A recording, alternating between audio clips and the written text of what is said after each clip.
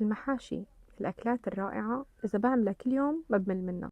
قليت لحمة عجل مفرومة مع سمنة وزيت نباتي. بهارات رح أكتبهم بالتعليقات.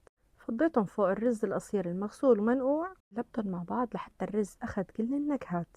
كنت مقورة الكوسة والباذنجان من قبل، غسلتهم بالمي والملح وبلشت أحشيهم.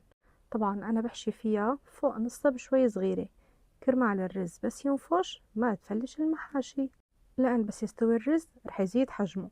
أنا بحب إني سد المحاشي. لصوص البندورة رح أكتب المكونات بالتعليقات.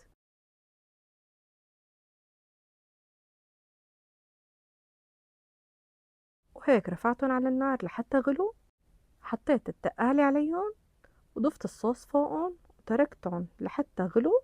بعدين ضعفت تحتهم وعلى نار هادية لحتى استووا. وهيك طلع عنا أطيب صحن محاشي، ورشة نعناع يابس على الوش مع المرقة. يا سلام، الله يديم هالنعمة.